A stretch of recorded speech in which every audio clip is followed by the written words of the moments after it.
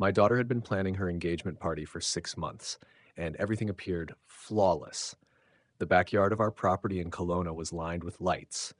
60 guests stood in small groups laughing and lifting glasses, and my future son-in-law stood at the center, his arm around my daughter's waist, smiling like a man certain of his position. Then, Megan stepped away briefly, came to where I was standing near the garden wall, gripped my forearm, and quietly said 4 words that made the wine in my hand feel heavier than it should have. "Dad, check his references." She returned to his side, smiled at a neighbor offering congratulations, and behaved as if nothing had been said. I kept my expression neutral. 41 years in commercial real estate teaches you that skill. My name is Robert Gallagher. I am 64, semi-retired, and I live on the property my late wife Patricia and I built together over 3 decades in the Okanagan. Patricia died 4 years ago from a cancer that progressed faster than we expected. Before she passed, she asked 2 things of me. First, that I stop working 7 days a week. Second, that I look after our daughter, Megan. Not in a way that limits a grown woman, she clarified, but in the way that requires attention and awareness. I had not always succeeded at that second promise, but I was making the effort. Megan was 31 when she met Thomas Hale at a fundraising dinner in Vancouver. She had moved there 8 years earlier for work, built a career in healthcare administration, and had guarded her heart after a couple of relationships that ended poorly. 2 days after the dinner, she called me. There was something different in her voice, not just excitement, but something steadier. Thomas was 40, she explained, a financial consultant specializing in estate planning for high net worth families. He had grown up in Halifax, moved west for university, and spent 15 years building his practice. He was calm and measured. He asked thoughtful questions and listened carefully. He made her feel seen. I was happy for her. I meant that. I first met Thomas at a dinner Megan arranged at a restaurant in Kelowna about 3 months into their relationship. He drove from Vancouver for the evening. He was tall, dressed well without excess, and carried the practiced ease of someone experienced in sales, the ability to make the person in front of him feel significant. He asked about my career with what appeared to be genuine interest and knew enough about commercial real estate to ask informed questions. He was attentive to Megan in a way that seemed natural. Yet when I returned home that night and sat in Patricia's old reading chair, I could not ignore a quiet concern. It felt rehearsed. Nothing he said or did was inappropriate, but there was a quality to his attention that suggested performance rather than instinct. Patricia might have told me I was overthinking it. She may have been correct. I said nothing. They dated for 14 months before he proposed at the Vancouver restaurant where they had their first proper date. Megan called me afterward from the parking lot, still emotional, and I told her I was thrilled. I wanted to be. The engagement party in Kelowna followed 6 weeks later. Megan organized most of it herself, with help from her close friend Diane, who drove down from Kamloops for the weekend. Thomas arrived the evening before with what looked like half his wardrobe, settled into the guest room, and spent the morning before the party taking calls in the back garden, ending them quickly whenever I approached. I told myself that was normal. Consultants work weekends. That is part of the profession. Then Megan spoke those 4 words, and I understood they were deliberate. She had waited for privacy. She chose only what was necessary, enough to signal concern, not enough to create attention. Megan does not overreact. If she spoke, there was reason. She had been carrying doubt and chose to share it with me. I remained at the party another 40 minutes. I responded appropriately, refilled my glass once, and spoke with Thomas for nearly 10 minutes about the Okanagan wine industry. He was composed and engaging. I watched his eyes while he talked. They moved constantly, even when his expression did not. After the guests left and Megan and Diane cleaned the kitchen, I excused myself, saying I was tired, and went upstairs. I did not sleep. Instead, I opened my laptop. I am not particularly skilled online. My assistant at the firm spent years guiding me toward phone calls rather than search engines. Still, I began with what I could. I typed Thomas Hale Financial Consultant Halifax and read for an hour. His professional website was polished and credible. LinkedIn reflected steady career progress. There were brief mentions in industry publications. Nothing unusual. A group photo from a charity golf event in Vancouver 3 years earlier included his face. Everything appeared exactly as it should. That, in its own way, unsettled me. The next morning, before Thomas woke, I called Megan. She stepped out to the garden and I asked her directly. She told me she had gone through his laptop, not because she suspected anything at first, but because her own computer was charging in their bedroom and she needed to search something quickly. When she opened the browser, she found a tab he had left open. It was a spreadsheet. At the top of one column, before she heard him coming down the hallway, she read, Megan Gallagher, Kelowna, property estate value, followed by a number she recognized as a close estimate of what she believed my estate was worth. She closed the laptop before he entered the room and said nothing. For 3 weeks, she tried to convince herself there was a reasonable explanation. I told her she had done the right thing by telling me. I advised her to behave normally and assured her I would address it. She looked at me the way she had when she was 9 years old and had fallen off her bicycle, determined not to cry. I held her gaze as long as necessary, then went inside and called my lawyer. Helen Marsh had managed our family's legal matters for 18 years. I first retained her when Patricia and I restructured our property holdings, and she later helped establish the family trust after Patricia's death. It is not enormous by certain standards, but the Gallagher Family Trust represents 4 decades of work. The Kelowna property, 2 commercial buildings in Penticton, and an investment portfolio Patricia built with remarkable patience. Megan is the primary beneficiary. I asked Helen a direct question. If someone married Megan and she added them as co-trustee or beneficiary, how quickly could assets be transferred? She paused before answering. Depending on the trust structure and signing authority, she said it could occur within days if proper documentation and institutional access were in place, possibly sooner. What would be required? A marriage certificate, Megan's signature, the co-trustee's signature on modification documents, and access to account numbers contained in the trust records. I thanked her and told her I might call again. Next, I contacted Gary Sinclair. I met Gary 15 years ago during a background investigation tied to a major commercial transaction. Since then, he had built a respected private investigation practice in the Lower Mainland. He was precise, discreet, and avoided speculation. He reported facts, nothing beyond that, the only type of professional suitable for this situation. I requested a comprehensive background check on Thomas Hale, age 40, financial consultant in Vancouver. I provided every detail Megan had shared over the past 14 months. I did not explain my reasons. I asked about timing. 3 days for preliminary findings, he said, a week for deeper research. I told him I needed results within 5 days. He agreed to try. Those 5 days were difficult.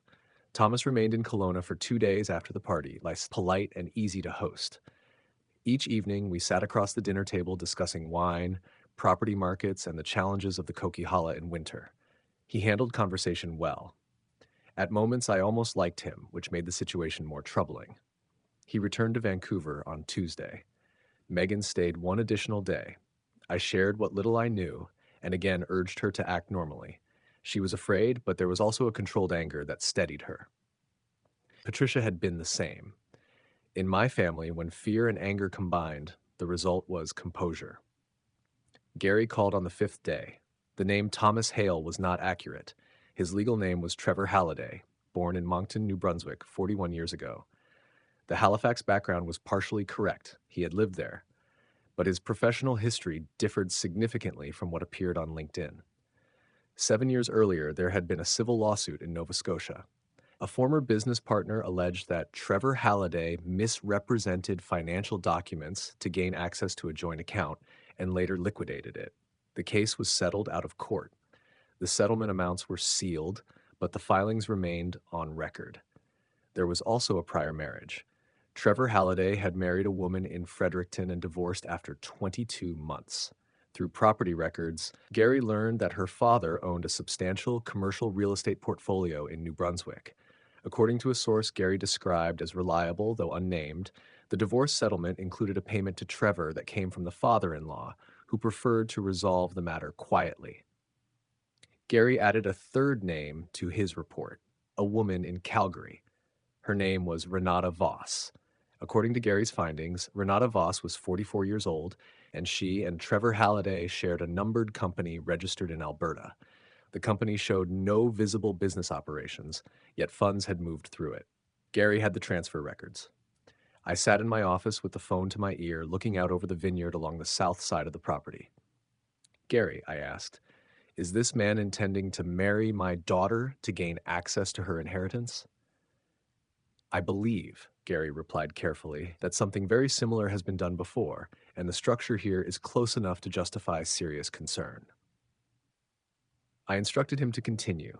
I asked specifically about Renata Voss and whether there had been any inquiries connected to the family trust. He said he would follow up. He called the next evening. Renata Voss had worked for 3 years as a paralegal at an estate planning law firm in Calgary. She left under circumstances Gary described as unclear. She departed without a reference and without the partnership track she had reportedly expected. On paper, she now worked as a freelance legal consultant. However, based on Gary's financial tracing, most of her income appeared to come from the numbered company she shared with Trevor. More importantly, Gary had located emails. He did not explain how, and I did not press. Trevor had used a personal email account that lacked proper security, and Gary had a source who accessed part of the correspondence. In those messages, Trevor referred to Megan by her first name and to the Gallagher estate using shorthand, the United for Champagne. Gary declined to repeat over the phone, though the intent was clear. Renata had been advising him on how to modify the trust. She knew precisely which documents required signatures and in what sequence to grant Trevor access before any legal challenge could be raised. Their plan was to act within 30 days of the wedding. I closed my eyes and thought about Patricia, about the 31 years she had spent helping me build what now appeared to be a target for 2 individuals who had likely executed or attempted something similar before. Then I began to plan. The wedding was 8 weeks away. The venue was a winery outside Naramata, booked nearly a year in advance. 110 guests were expected. The rehearsal dinner was scheduled for the night before at a boutique hotel in Penticton. 40 guests, immediate family, and the wedding party. I called Helen Marsh again and told her what Gary had uncovered. She was silent for a long time. When she responded, she was direct. She said she could coordinate with the RCMP's Financial Crimes Unit through an existing contact, and that Gary's documentation was likely sufficient to initiate a formal investigation. However, she also advised that the strongest and most defensible outcome would be to catch Trevor actively attempting fraud, rather than merely accusing him of planning it. I told her to contact the RCMP. I would manage the rest. Over 4 decades in commercial real estate negotiations, I learned patience.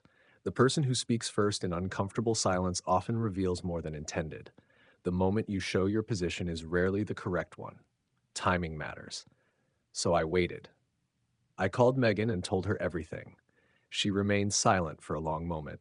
Then, in a steady voice, she asked, "What do you need me to do?"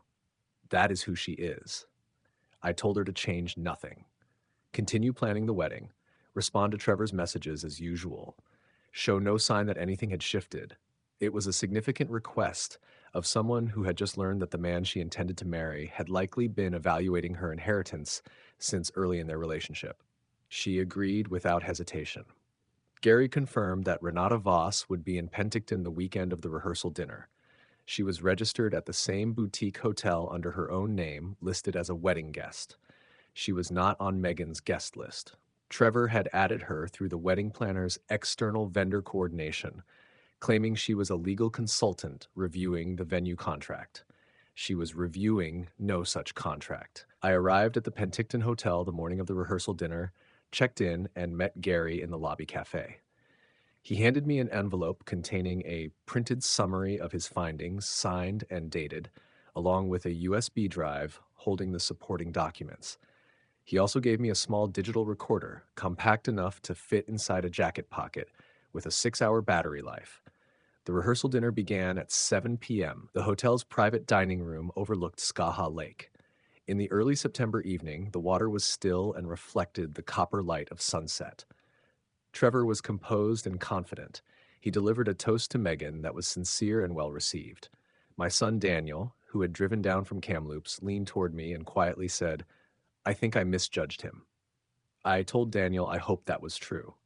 At 8:45 p.m., Trevor excused himself, saying he needed to make a brief call. He walked toward the corridor leading to the hotel's elevator bank. I waited 4 minutes, then excused myself, mentioning my back, which, in truth, does trouble me, and walked down the same corridor. Gary had confirmed that Renata Voss was in room 214. I took the elevator to the second floor. The hallway was quiet. I moved slowly, the recorder already running in my jacket pocket. Near room 214, I could clearly hear two voices. Renata's was sharper. She was reviewing a checklist. "The trust modification form," she said, "the one your lawyer reviewed." By your lawyer, she clearly did not mean any lawyer I had met. I need his signature on page 4 and Megan's on page 7.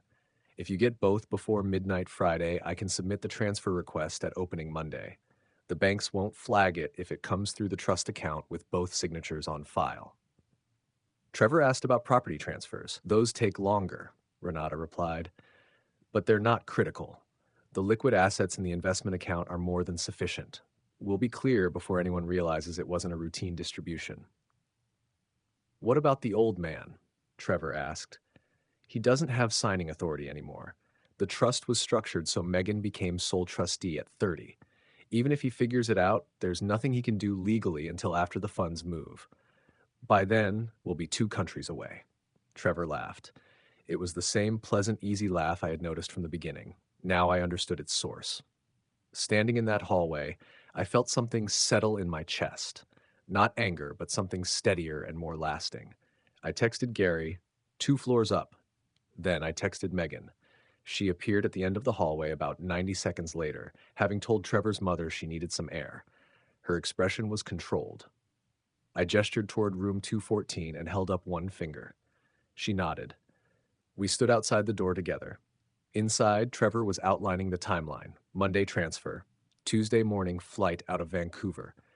Renata mentioned an arrangement in Portugal that would receive the funds without difficulty. Megan's hand found mine and held tightly. I did not look at her. She was maintaining composure on her own. I was proud of her for that. When the conversation paused, I knocked. 4 seconds of silence followed. Then the door opened. Trevor stood there, and in 2 seconds his expression shifted through confusion, recognition, calculation, and then a smile. He produced it convincingly. "Megan," he said, "what are you two doing up here?" Megan looked past him at Renata Voss, seated at the desk near the window with a folder open in front of her. It looked official. "Who is this?" Megan asked, her voice level. "This is Renata," Trevor replied. "The consultant I mentioned. She's reviewing the venue paperwork." Megan held his gaze. "I heard what you said about the trust." The smile remained for a moment longer than expected, then faded. Footsteps approached from behind.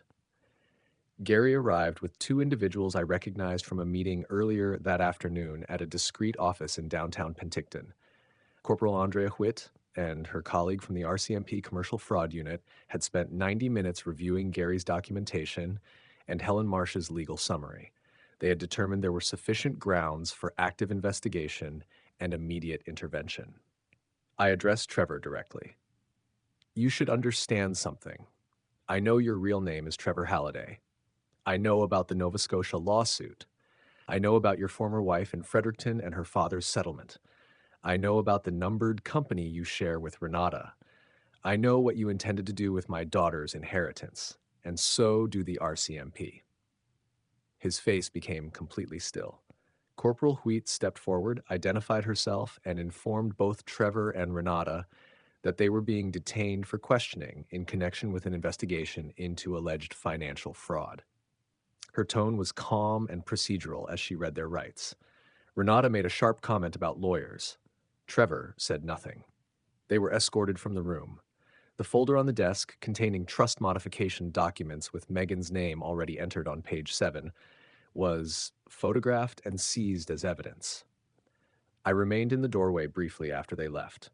Through the window, Skaha Lake was visible, now fully dark with scattered lights reflecting off the water. Then Megan and I returned downstairs. What followed was difficult but direct. Megan stood before 40 guests in the private dining room overlooking the lake and explained in fewer words than I would have managed that the wedding was canceled, that she was safe, and that she appreciated their privacy and support in the coming days. Some guests cried. Others looked quietly relieved, as people do when an unspoken concern is finally confirmed. Daniel stayed beside her for an hour afterward, and I was grateful for that. Around 10 p.m., I walked alone along the lake shore. Early September had turned cool, the kind of evening that reminds you summer in the Okanagan is brief. I thought about Patricia, about how she would sit in the garden at our Kelowna property with a glass of wine, quietly watching the light change over the hills. She understood stillness in a way I never fully mastered. I am still learning. The RCMP investigation continued over the following months. I will not detail all of it, as portions remain active, but the foundation Gary and Helen established proved solid. Trevor Halliday and Renata Voss were formally charged in connection with the Moncton case and the Fredericton settlement, both of which investigators reopened using new evidence, along with the planned fraud against Megan. The former business partner in Nova Scotia, a man named Gerald, who had spent 7 years believing his complaint would never be taken seriously, called me personally to say thank you. That conversation was more difficult than I expected. Megan needed 4 months to fully steady herself. She remained in Vancouver, but took 6 weeks of leave from work. She spent time with friends and drove to Kelowna several weekends to sit with me in the garden. Some days we talked about nothing in particular. Other days we covered everything. She cried, though not as often as I anticipated. She was more angry than sad, and I believe that balance helped her. The question she returned to most was how she had missed the signs. One weekend in late November, as we sat outside with the last of the autumn light over the dormant vineyard, I told her plainly, "You didn't miss it. You felt it. You said 4 words to me at the party because something in you already understood. The part of you that recognized it was simply up against 14 months of a very skilled performance." She was quiet, then said, "He was good at it." "He was," I agreed, "but you were better at listening to yourself than you realize. I want to trust people again," she said. "I don't want to become someone who can't." "You won't." I refilled her glass. "Your mother was one of the most trusting people I have ever known. Do you know why she could afford to be?" Megan shook her head. "Because she paid attention. Real trust isn't something you hand over and hope for the best. It's something you extend gradually. You see what someone does with small amounts before offering more. That isn't cynicism. It's judgment." Megan looked out over the vineyard for a long time. "Do you think she would have seen through him?" "In about a week," I said. "Maybe 10 days." She laughed for the first time in months, and I did as well. In that particular sound, I heard Patricia clearly. 6 months after the canceled wedding, Megan called me on a Tuesday evening. Unusual for her, which meant she had something immediate to share. She had been back at work for 4 months. She had started running again, something she had stopped during the relationship. She had booked a trip to Portugal with Diane, which I considered a healthy reclaiming of something that had briefly been associated with deception. And she had met someone. She spoke carefully. Nothing serious yet, but the possibility no longer frightened her. "Tell me about him," I said.